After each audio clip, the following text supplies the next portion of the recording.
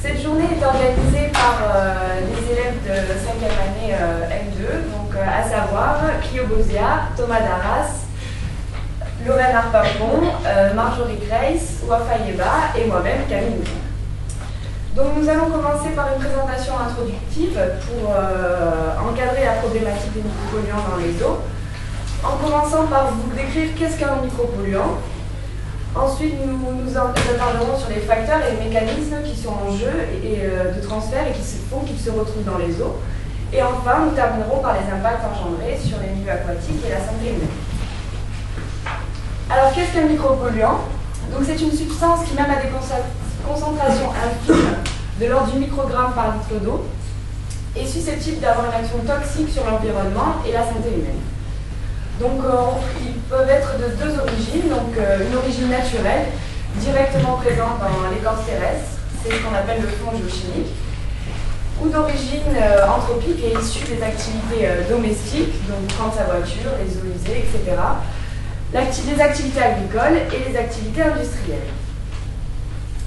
Donc ça, la présence dans l'environnement de ces micropolluants se fait selon deux types de pollution.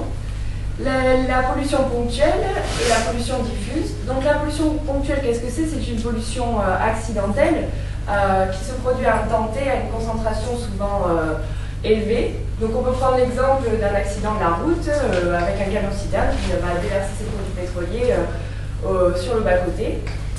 Concernant la pollution diffuse, c'est elle une pollution indirecte qui va être grande dans le temps et l'espace. On peut prendre l'exemple des pesticides, par exemple.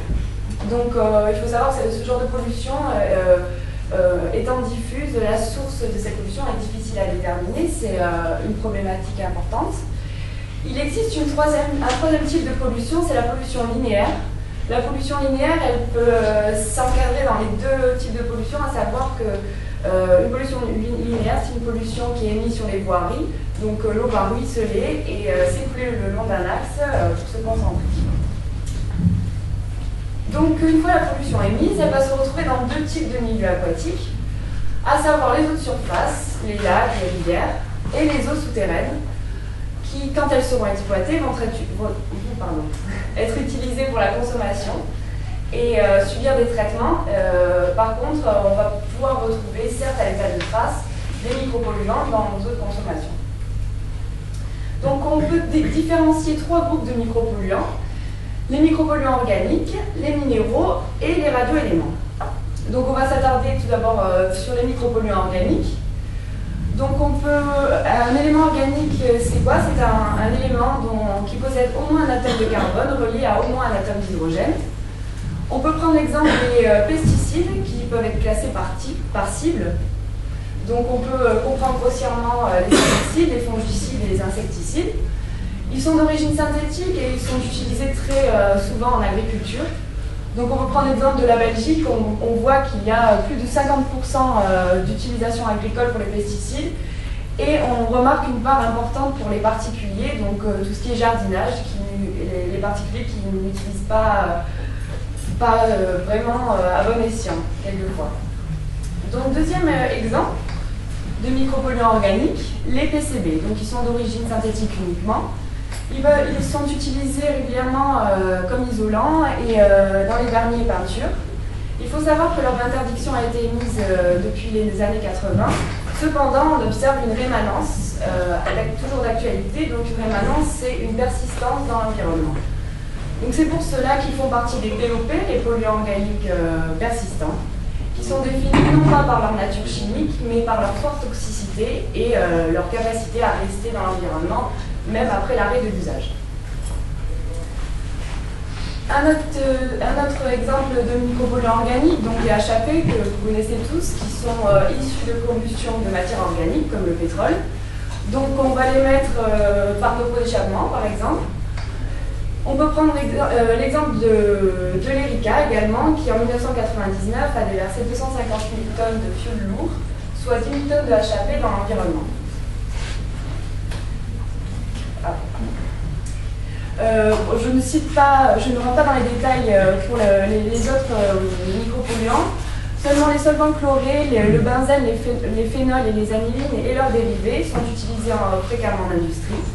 On peut également prendre en compte les résidus médicamenteux, les hormones par exemple, comme les oestrogènes ou la testostérone, qui vont se retrouver dans nos rejets d'eau usée et potentiellement contaminer le milieu aquatique. Donc le deuxième groupe de micropolluants, les micropolluants minéraux, donc ils sont essentiellement composés de métaux lourds à l'état de trace, qu'on appelle les ETM, mais pas seulement. On peut prendre l'exemple de l'arsenic qui est d'origine naturelle, donc il peut se retrouver dans le milieu aquatique directement par dissolution de la roche. C'est ce qui se passe lors d'extraction minière d'autres minerais, par exemple. Il est utilisé aussi en industrie, dans la tannerie, peinture et la métallurgie. Autre exemple qui est courant dans la région, c'est le cuivre qui est utilisé en agriculture, pas seulement, certes. Mais on peut prendre un exemple local, à savoir le traitement des vignes, par exemple, où le cuivre est beaucoup utilisé. Le troisième groupe, les radioéléments. Alors, qu'est-ce qu'un radioélément? C'est un isotope dont l'atome est instable, c'est-à-dire qu'il concentre un trop-plein d'énergie et il va devenir radioactif. Ce changement d'état va alors émettre un rayonnement. Donc, vous avez quelques exemples à gauche. Donc, ils sont d'origine naturelle ou anthropique. Comme vous le savez tous, on l'utilise beaucoup dans l'industrie nucléaire, donc de l'extraction de l'uranium jusqu'à la production sur site et l'émission de déchets radioactifs. Il est couramment utilisé dans le milieu médical, comme traitement, comme la radiothérapie par exemple, ou comme technologie d'examen, comme l'IRM. Donc on peut se poser la question, en France, quel est le constat? Maintenant qu'on a vu ces différents groupes de micropolluants, quel est le constat en France? Donc on s'est basé sur un bilan de présence qui a été réalisé sous la tutelle du ministère de l'écologie, qui a été réalisé de 2007 à 2009, recensant 950 substances dans les milieux aquatiques. Donc concernant les eaux de surface, le principal fait observé est que 90% des eaux sont concernées par la présence de pesticides, et 21% dépassent la norme à cause de ce micropolluant-là. On remarque également une forte présence de HAP. Concernant les eaux souterraines, c'est le même constat pour les pesticides. Et on dénote une présence de solvants chlorés à forte concentration. Donc il faut savoir que les solvants chlorés sont volatiles. Donc ils vont avoir plus tendance à être présents dans les eaux souterraines plutôt que les eaux de surface.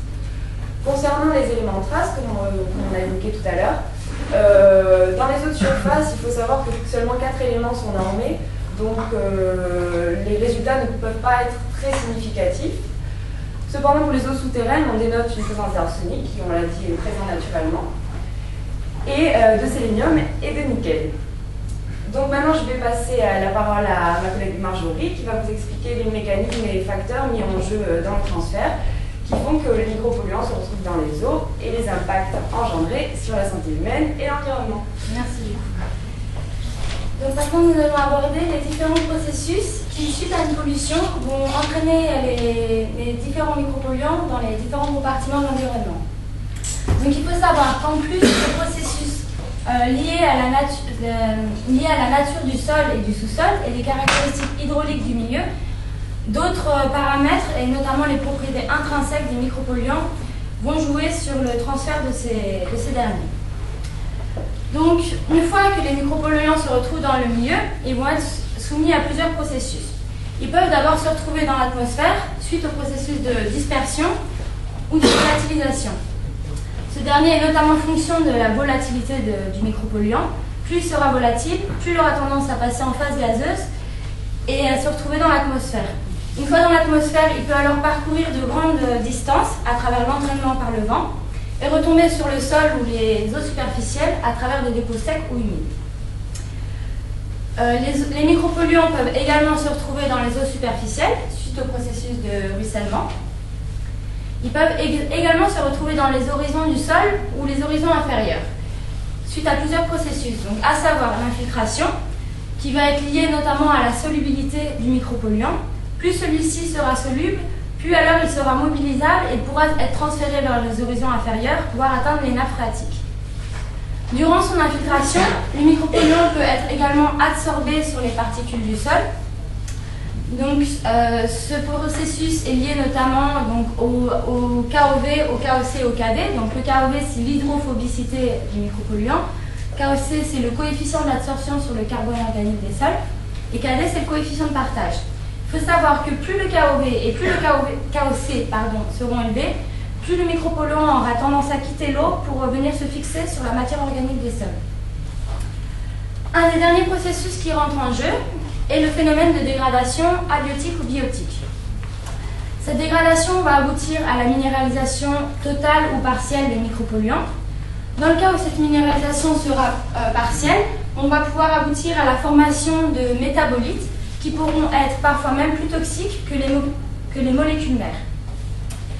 Ce dernier paramètre est notamment fonction de la stabilité du micropolluant. Plus il sera stable, plus il sera persistant dans l'environnement.